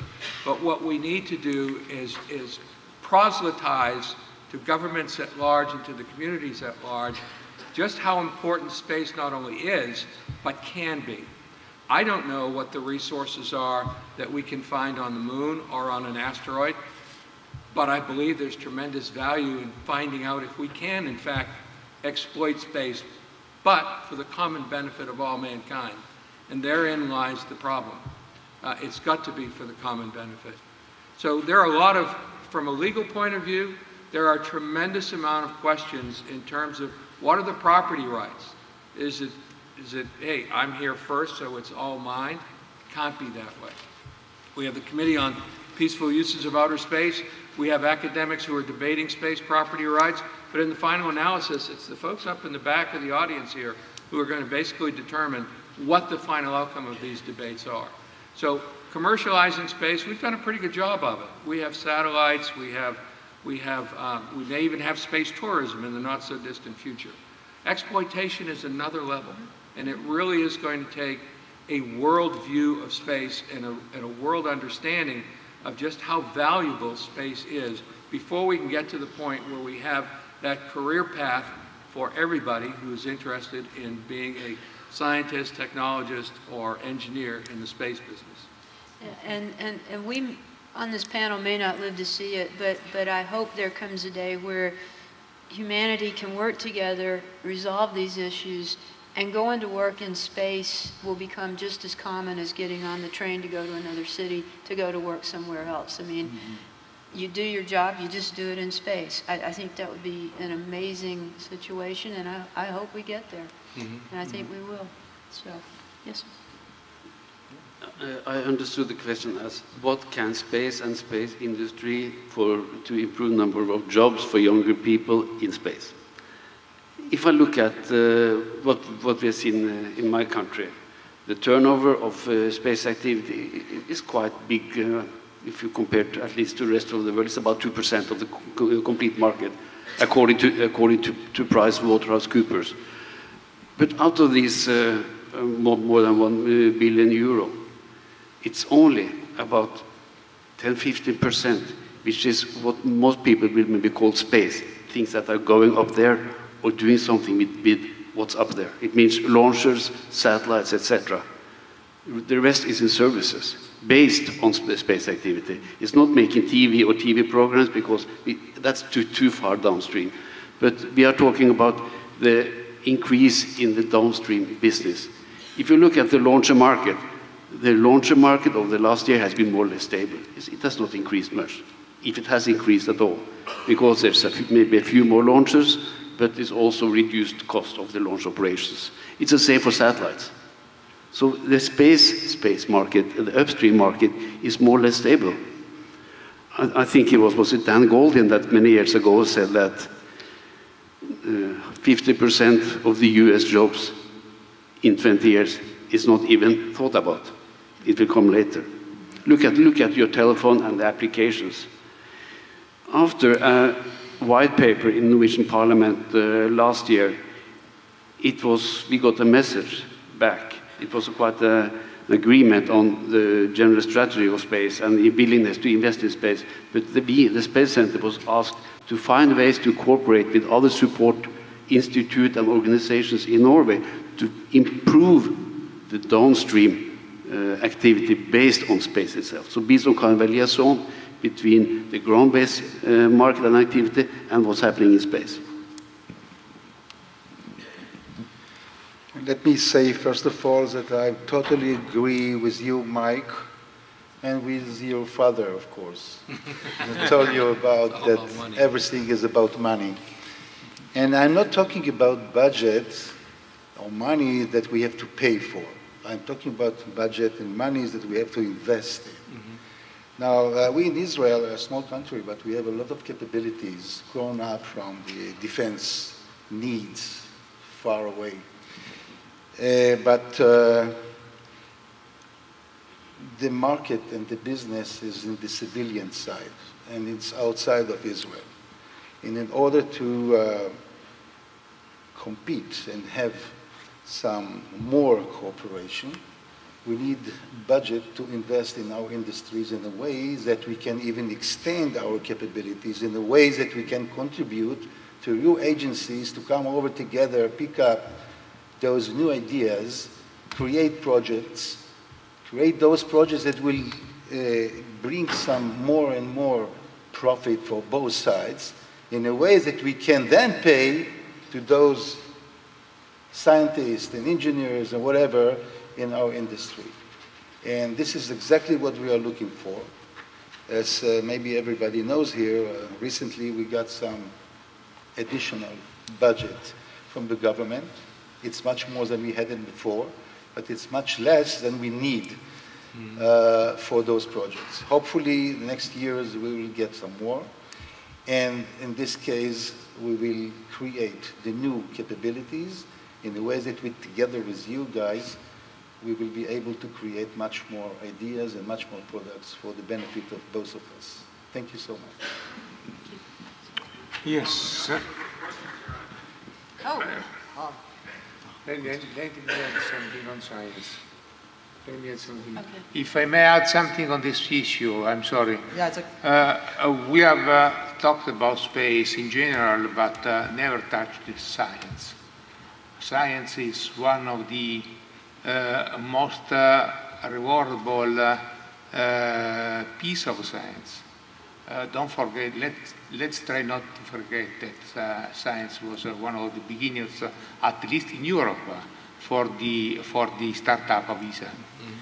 And being Italy a member, the third contributor as a member state to the budget of ESA, let's not forget that we have to, and we will do it with pleasure, we have to subsidize, to fund all the pilots of the space mission which are selected by ESA.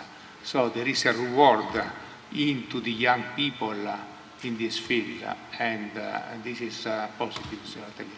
Okay, thank you. So we have another question from the audience. Yeah, hi. My name is Jordan, and I'm here to ask you about how are you going, all the space agencies, how are you going to collaborate with maybe children in the future to make the future of scientists and researchers, and maybe having a collaboration, worldwide, instead agencies from America, I don't know, collaborating with students from Canada, or even letting students from some countries collaborate between themselves to learn stuff and have some exciting projects. Okay, it was a little difficult to understand your question, but what I think you're asking is, how do we look toward projects in the future that include everyone, not just space agencies? Yeah, generally, yeah. And how do we get everyone involved in truly international projects? Yeah. That's a really challenging question, and I think we're going to have to grow a bit and establish more trust among the countries and the agencies. I think it's a challenge, but that's actually one of the things that we are really working toward through our work in educational programs at the International Space University, is to promote that sort of cooperation, that international collaboration, and doing things for the peaceful uses of outer space, for the betterment of all humanity. How we get there, it's a challenge, and I'd appreciate it if anyone on this panel might have comments on how we might get there. Maybe not worldwide, but maybe in your own countries, because I think as a student that I would like to get involved in the whole space research, and now in the future, even now, so maybe even in your own country. Okay, in our own country. So it's really hard to understand you, and so well, I'll rephrase. It's not you. It's the echo in the room. I'll rephrase. How are you driving to get more projects, including young students, inside your countries? How are you going to get more projects to the young students in the country? Okay. And letting them cooperating between themselves to make better things there, and doing learning, basically. Okay, thank you for that. Would anyone like to talk? We've already heard several comments about projects in each of these countries, especially small satellite projects. I think Mr. Mendietto? Yes. We have to educate the educators that will have the multiplicative factor. In Mexico, we have a strong program for trying to train or make space knowledge towards the educators, the professors, the instructors since the primary to secondary schools. On the other side, we have because the space is inspirative, is wonderful, is magnific, but new generation know that they need a job because your father and you are right. And we are trying to convince them that there is a future, not only professional, not only knowledge, but also economical future in space. The commercialization of space has much more questions than answers, even in the developed countries. And the developing countries, we have still in the lower part of the learning curve. We have, for example, Mexico, as well as Brazil, for example. We have a lot of manufacturing activities in the aerospace sector, which is mostly airplanes. But that's the current trajectory. On the other side, we have the information technology community, which we have developed quite well, and we are incursioning in space through the information technology in GPS processing, image processing, and other networking, etc. Of course, we have to think about how to interest the students, and that will be in a twofold. First, inspiring the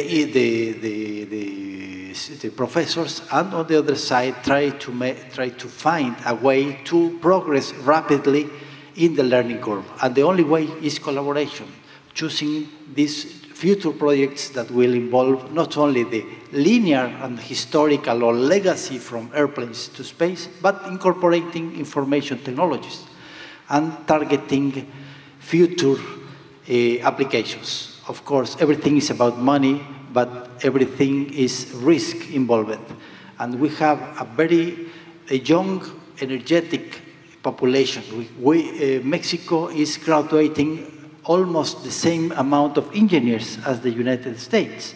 The problem is the jobs afterwards.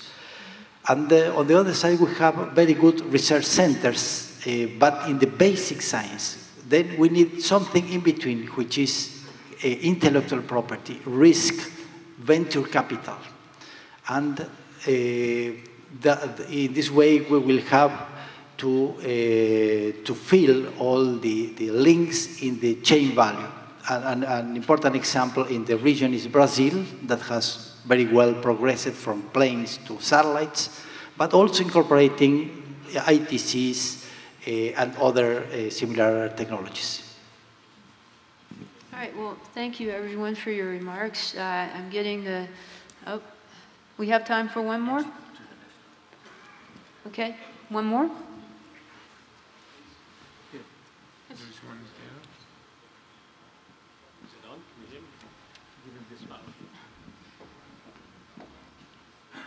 Thank you.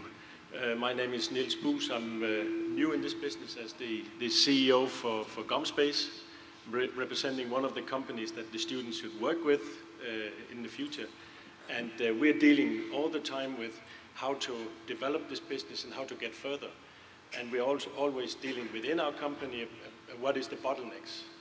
I could take this outside. What is the bottleneck for developing the space business?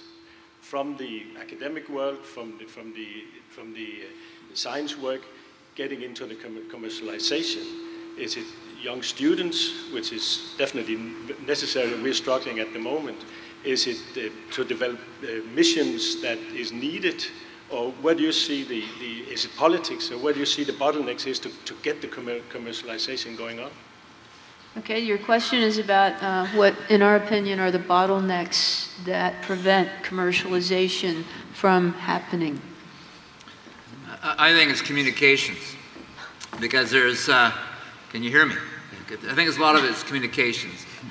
You know, myself and members of Canadian space industry have just been visiting with the Israeli Space Agency the past little while, and again receiving great hospitality. But you are so fortunate that because you have extraordinary capacity, capability, the intellectual horsepower is amazing, but you're close together. You know, and it's a small family. It's like a little village. And there's a lot of shared experience here, which is really, really powerful. Again, in Canada, I'm talking about a country that's 5,000 kilometers away. And I've got 30 universities in Canada with space programs. I got 200 companies dealing with space, but they're coast to coast to coast. And trying to connect them together and try to operationalize from the science into innovation and into commercial interest. And one of the problems is we're all dealing with different cultures. Depends on where you came from. And often some of the cultures just like keeping that idea to themselves. And that seed doesn't grow. And how do you share it such that people can profit from that idea? And truly, establish a discovery. And so it is all about trying to establish the communications, but you cannot communicate unless you have the trust and confidence. And that's why this kind of conference is so important. It's strengthening this village, and it's not so much sitting in here listening to us and falling asleep, but what's going to happen outside at the various venues out there, and you're networking and establishing that trust and confidence that will enable you to share those little seeds. That'd be my view. That's a great answer. Thank you. We just have may I time. add something on this? I think I'm trying to get all the answers here. Is it working? I think one of our panelists wants to make one more comment. Yes. Let's try not to, I mean, concerning Europe, let's try not to forget that Europe is putting in the program called Horizon 2020 in space for funding space projects, something like more than 10, 12, 13 billion euros. And those are sources of funding for academics, for space agencies, for private companies. Okay. Let's have one more question. Okay, so it might be a bit of a sensitive question, so I'll understand if none of you would want to answer.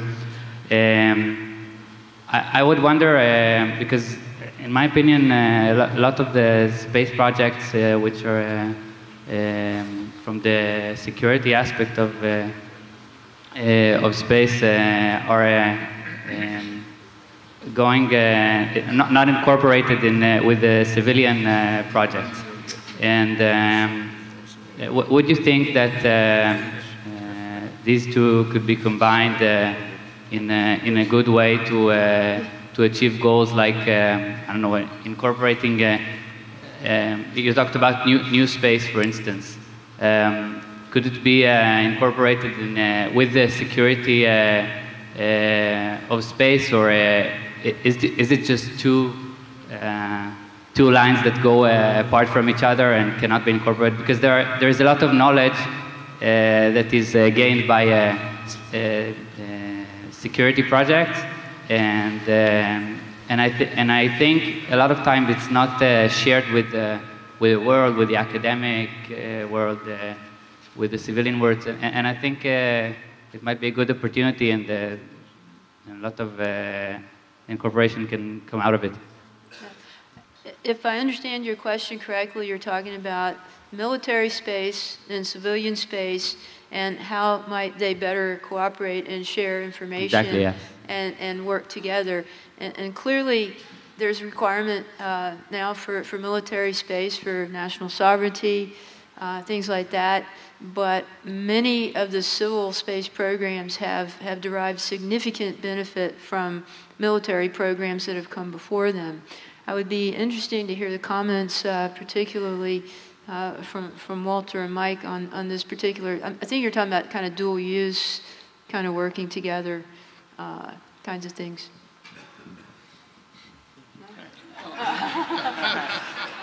Yeah. Not to put you on the spot. NASA has an entire group of attorneys dedicated to intellectual property and patents. For a commercial company, oftentimes the most valuable asset they hold is their intellectual property. And so getting a commercial company to share intellectual property is I won't say extraordinarily difficult, I'll say impossible. Now, it's different for the government, because one of the things that NASA tries to do very much is to commercialize the technology we develop. It's been very frustrating for me to try and reach out and put into the public domain commercial products that we have developed that really are, all you hear about is Tang and I don't know, Tang and mattresses. But there's a lot more than that we have spun out that people don't realize are a result of the space program. And I think your questions, sir, indicates that we need to do a better job of letting the general public know just how valuable these spin-outs from space and space research and research in the space sector have been.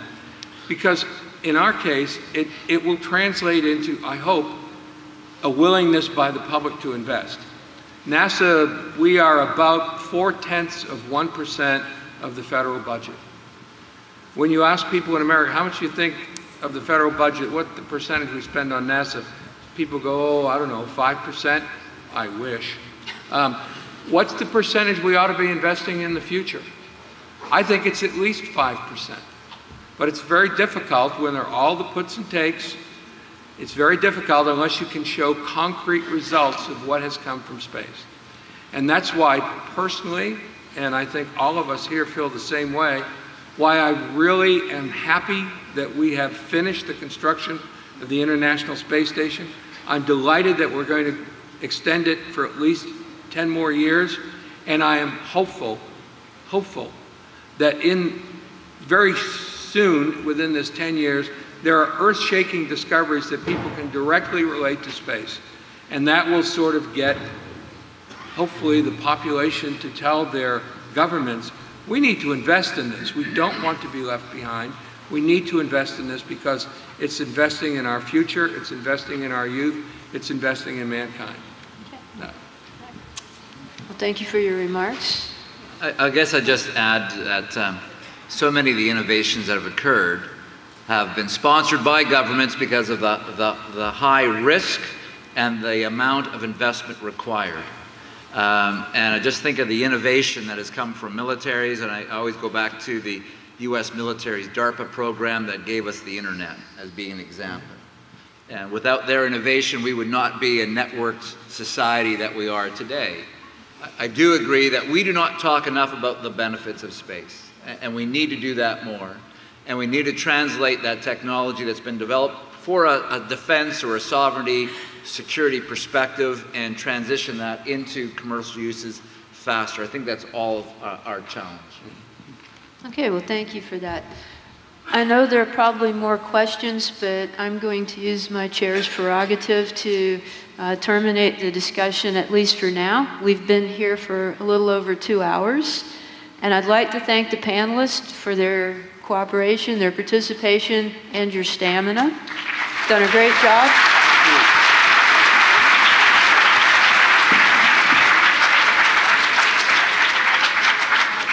And I would also like to take this opportunity to thank those who worked so hard to put this event together. I know we've been collaborating for quite some weeks now, preparing for this panel.